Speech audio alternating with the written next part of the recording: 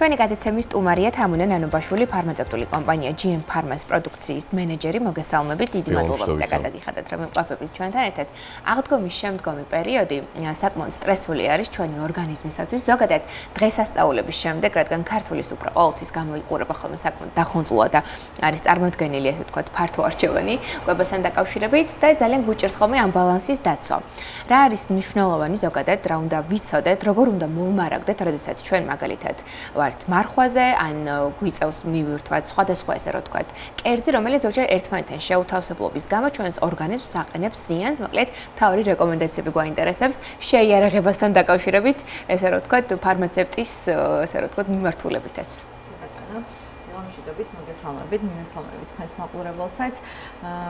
ნამდვილად აქტუალური თემაა ახლა მით უმეტეს ამ პერიოდში. ზოგადად დავიწყებ იქიდან, რომ გაზაფხულია საკმაოდ ისეთი დიდი გამოწვევა ჩვენი ორგანიზმისთვის და მათ შორის კუჭნაწლავისთვის, იმიტომ რომ ძალიან ბევრი ახალი ხილი, ახლად შემოსული ხილი ბოსტნეული სწორედ წლის ამ სეზონზე გვხდება ხოლმე და ის ერთგვარად ნამდვილად აი ამ ზამთრის შემდგომ პერიოდში ითვლება, რომ საჭმლის მომნელებელი სისტემისთვის შეიძლება აღმოჩნდეს ზედმეტი დატვირთვა და პლუს ამას ჩვენს რეალობაში ამ ყველაფერს ემატება აი ეს ხანგრძლივი 7 კვირიანი მარხვის მერე გახსნილება აღდგომის ბრწყინვალე დღესასწაულზე და მერე ამასთან დაკავშირებული ქართული ტრადიციული სადღესასწაულო სუფრა, ხო, რომელიც ნამდვილად ძალიან დატვირთულია ხოლმე. და მაშინ როცა ჩვენი ორგანიზმი მიჩვეული არის დიდი ხნის განმავლობაში შედარებით უფრო ღარიბ კვებას, ერთფეროვან კვებას, ანუ უფრო მცენარეული ასე ვთქვათ დატვირთვა უფრო მეტია მცენარეული საკვებით და ერთბაშად გადავდივართ ჩვენ მერე უკვე ესეთი სხვადასხვა საკვებ რაციონში შემოდის უკვე ცხიმით, ცხოველურ ცხიმზე მაქვს საუბარი, ცილა და ასე შემდეგ. რა თქმა უნდა, ეს გარკვეული დატვირთვა არის ხოლმე ადამიანის კუჭნაწლავისთვის და გარკვეული ჩივილები, დისკომფორტიც ამ პერიოდში იჩენს ხოლმე თავს.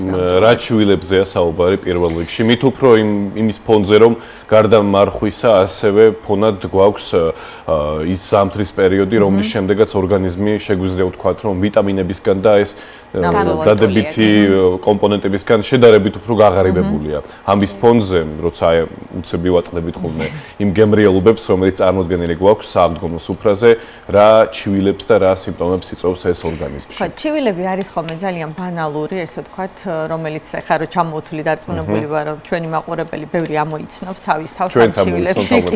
მე მათ შორის.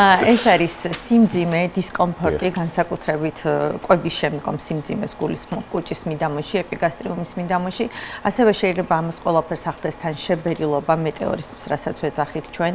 შეიძლება გქონდეს გულძმარვა გამოხატული რეფლუქსის სახით, ესე ვთქვათ, და ტკივილი ჭამის შემდგომ ან პირიქით შეიძლება მშიერზე უზმოზე ტკივილი, რასაც ეძახიან ხოლმე. აი ეს ნაადრევი დანაყრების შეგრძნება, ნახეთ, როცა ამბობს ადამიანი, რომ აი ორი ლუკმა შევჭამე და უკვე მძიმედ მაქვს მუცელი. ესეც ერთგვარად სწორედ აი ამ საჭმლის მონელების დარღვევის სიმპტომია და ესეც მიგვანიშნებს იმაზე, რომ ჩვენი პანკრეასი, რომელმაც უნდა გამოიმუშაოს საჭმლის მონელებელი ფერმენტები, რაღაცა პერიოდის განმავლობაში შედარებით უფრო პასიური იყო და ახლა ერთბაშად მოვთხოვეთ მას გააქტიურება და მასაც ჭირდება ადაპტაციისთვის თავისი დრო, ესე ვთქვათ, რომ ეს თავისი საჭმლის მონელებელი ფერმენტები ადეკვატური რაოდენობით გამოიმუშაოს ისევ.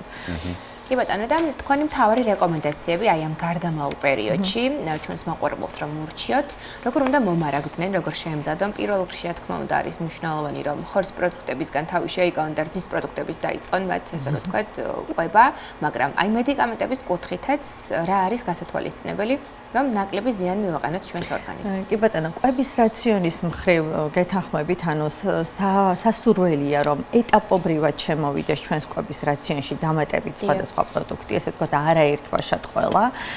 და რაც შეეხება ვთქვათ შეიარაღებას, როგორც თქვენ ვწერთ, ხო, მედიკამენტებით თუ სხვა სამკურნალო საშუალებებით, ჩვენ ვახსენეთ, რომ აი პანკრეასი არის ის ძირითადი ორგანო, რომელიც გამოიმუშავებს ცილების, ცხიმების, ნახშირწყლების მონელებისთვის აუცილებელ ფერმენტებს. ფერმენტებს და სწორედ აი ამ ფერმენტების შემცველი მედიკამენტები ან საკვები დანამატები დამხმარე საშუალებები შეგვიძლია ასეთ დროს მივაშველოთ ორგანიზმს, რომ სანამ პანკრეასი თავის ჩვეულ რიტმს დაუბრუნდება, ისე თქვა, ჩვენ გარეგანი საშუალების სახით მივაწოდოთ ორგანიზმ პანკრეასის ფერმენტები და გარდა ამისა ის სიმპტომები, რომელიც ჩამოთვალეთ ჩვენ ხო, შებერილობა, დისკომფორტი და ასე შემდეგ, მათი სიმპტომური მკურნალობისთვის შესაბამისი მედიკამენტები თუ დამხმარე საშუალებები შეგვიძლია ესეთ დროს რომ გამოვიყენოთ. აი ამ მედიკამენტებზე და სამეცნიერო საშუალებებზე უნდა გკითხოთ აუცილებლად და ვხედავთ აქ ჩვენ რომ წარმოქმნილი გვაქვს ეს საშუალებები.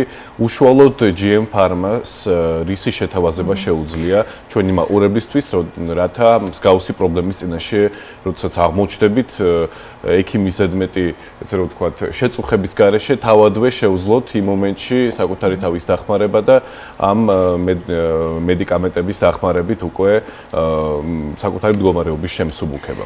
კი ბატონო, ფარმაცევტული კომპანია GM Pharma ზოგადად გასტროენტეროლოგიური მიმართულების ძალიან ფართო პორტფელი აქვს, ვრცელი ჩამონათვალი აქვს, თუმცა დღეს თქვენთან სტუდიაში წარმოდგენილია ორი პროდუქტი. ეს გახლავთ Reoconi და Dialaki Forte. Reoconi გახლავთ აი დამხმარე საშუალება, ეს არის საკვები დანამატი, კორეული წარმოების საკვები დანამატი გახლავთ, რომელიც შეიცავს სწორედ აი იმ საჭმლის მომნელებელ ფერმენტებს, პანკრეატინს, რასაც ვეძახით ჩვენ იმისთვის, რომ ცილა ცხიმი და ნახშირწყალი ძალიან კარგად მოვინელოთ. გარდა ამისა, ის დამატებით შეიცავს ასევე ნაღლის მჟავებსაც იმისთვის, რომ ცხიმების სწორი მონელება და სწორი ათვისება მოხდეს და შეიცავს ასევე ჰემიცელულაზას. სხვათა შორის ჰემიცელულაზა ძალიან საინტერესო ფერმენტია, იმიტომ რომ ეს არის სწორედ უჯრედისის მცენარეული ბოჭკოს გადასამუშავებელი ფერმენტი, რომელიც აღმოჩნდა, რომ ადამიანის ორგანიზმში დიდი რაოდენობით არ გამომუშავდება. ის მაგალითად ჭარბად გვხვდება მსხვილფეხა პირუტყ საქონელში, რომელიც მუდმივად ბალახის მჭამელია და მისი, ესე ვთქვათ, საჭმლის მომნელებელი ტრაქტი ამისთვის არის შექმნილი ამ ტიპის საკვების გადასამუშავებლად. მაგრამ ადამიანის ორგანიზმში ნაკლებად გამომუშავდება ჰემიცელულაზა და თუ ჩვენ ბოჭკოს დიდი რაოდენობით ვიღებთ და ვიცით, რომ ის ძალიან სასარგებლოა ზოგადად ჯანმრთელობისთვის, მაშინ გვჭირდება დამატებით ცელულაზას დამატება და აი Reoconში შედის სწორედ ჰემიცელულაზა. რაც შეეხება Dialaki Forte-ს მეორე პროდუქტს, ეს გახლავთ უშუალოდ შებერილობაზე მოქმედი, ესე ვთქვათ, მედიკამენტი, რომლის აქტიური ნივთიერება გახლავთ სიმეტიკონი. სიმეტიკონი არის აბსოლუტურად ინერტული ნაერთი, რომელიც არც კი შეიწოვება ჩვენს ორგანიზმში, მაგრამ გაივლის რაის კუჭნაწლავის ტრაქტს მთელ სიგრძეზე, შეიკავშირებს ამ ტრაქტში არსებულ თავისუფალი აირის ბუშტუკებს, ესე ვთქვათ, და უცვლელი სახით გამოიყოფა მერე გარეთ.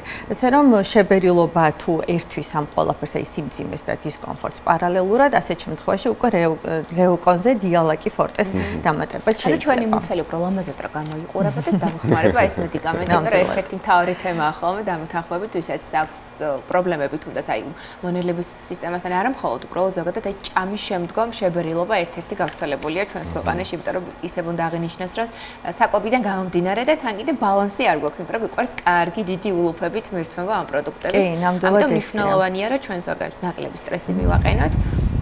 და ჩვენს მოყურებელს შევახსენოთ ეს მთავარი რამ, რომ ჩვენს ხელში არის სწორად თუ ვიცით როგორ უნდა მოვიქცეთ და გვაქვს ინფორმაცია და შეგვიძლია რომ ჩვენ თვითონ ვიყიდოთ ეს მედიკამენტები და არ არის აუცილებელი რომ ის ექიმა გამოგვიწეროს და მისი დანიშნულებით შევიძინოთ და ასევე მინდა რომ თქვენ ჩვენს მოყურებელს უთხრათ ასაკთან დაკავშირებით როგორ შეგვიძლია მოვიყოთ ბავშვების შემთხვევაში, ზრდასრულების შემთხვევაში. კი ბატონო, ორივე ეს პროდუქტი განკუთვნილი არის მოზრდილებისთვის, 12 წლიდან და ზემოთ მოზრდილებისთვის. Dialaki Forte-ს აქვს ხო პედიატრიული გამოშვების ფორმატ წვეთების სახით, თქონდ ხა ის დღეს თქვენთან სტუდიაში არ არის წარმოდგენილი, Reoconis და Dialaki Forte-ც არის 12 წლიდან და ზემოთ. აქვე ხაზგასმით უნდა ვთქვა, რომ Reoconis მიღება აუცილებლად უნდა იყოს საკვების მიღებასთან დაკავშირებული, მისი ვთქვათ საკვებისგან დამოუკიდებლად მიღება არ არის რეკომენდებული, იმიტომ რომ ის თავის საქმეს ვერ გააკეთებს. ეს შუა ჭამის უშუალოდ კვების დროს, კი ბატონო. არა მარტო მაგითო, იმიტომ რომ შიგ ფერმენტებს შეიცავს, ამიტომ ფერმენტი საკვებთან ერთად უნდა წარმოიდგინოს აუცილებლად. ამიტომ უშუალოდ შუა კვების დროს ან აი ბოლო ლუკმაზე მიყოლებით შეგვიძლია Reoconis მიღება. რაც შეეხება Dialaki Forte-ს, ის საკვებისგან დამოუკიდებლადაც შეგვიძლია მივიღოთ.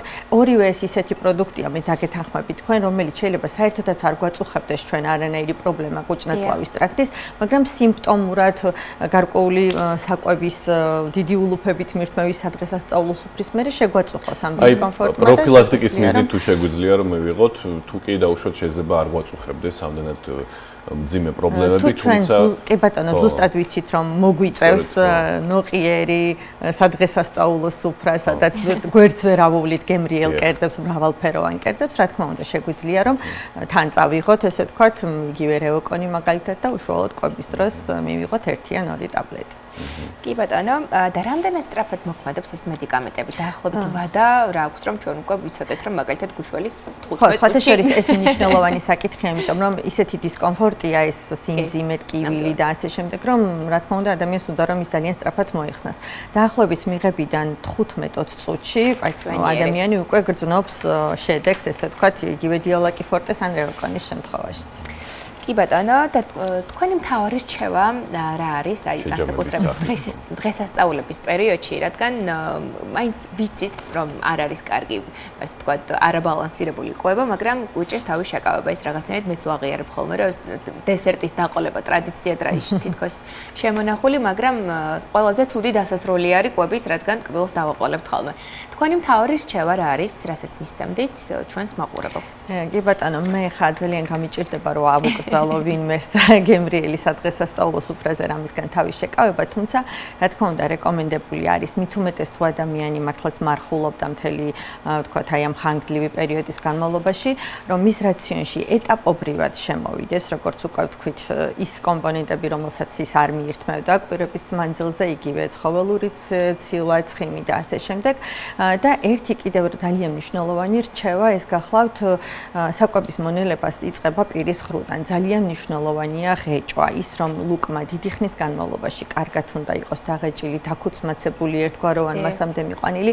ეს არის ჩათვალეთ საკუჭის საჭმლის მონელებელი ტრაქტი არის კონვეირის პრინციპით მუშაობს. თუ პირველი ეტაპზე რაღაცა კარგად არ წავიდა, მერე შანსი დიდია, რომ სხვა ეტაპებზეც დისკომფორტი შეგვექმნას. ასე რომ აი ეს პირველი ეტაპი, რასაც ლუკმის დაღეჭვა ქვია, ეს უნდა მოხდეს ძალიან კარგად, არ უნდა ვიჩქაროთ და ნუ დაბალანსებულ კვებაზე ხა მე როგორც რაჭველი ადამიანი კი ისედაც და ასედაც ძალიან მიყვარს ნელი და მშვიდი ძალიან კარგი ჩვევა და არის დამსახურება ძალიან პატარა ვიყავ, როდესაც ნახე, მე მგონი CNN-ზე, რომ 23 ჯერ უნდა დაიღეჭოს საჭმელი და მithვლედი ხოლმე და ეს იმდენად რაღაც სპორტული გახდა ჩემს ცხოვრებაში, რომ დღემდე მომყვა უკვე გაუაზრებელ, რა თქმა უნდა, აღარ ვთვლი, მაგრამ თავისთავად გამოდის 23 ჯერ. გამოდის და ყოველთვის ყველაზე ბოლოს მე ასე რომ თქვა მივირთმევ ხოლმე საკვებს, სადაც არ უნდა ვიღას, რომ ხო რაღაცნაირად შეიძლება ბევრისთვის არ არის ეს მოსაწონი, იმიტომ რომ ყვარც რაღაცა სწრაფსრაფად დროის გამო, მაგრამ საერთო ჯამში საკმაოდ დიდ ზიანს ვაყენებთ ჩვენს ორგანიზმს კვებით, იმიტომ რომ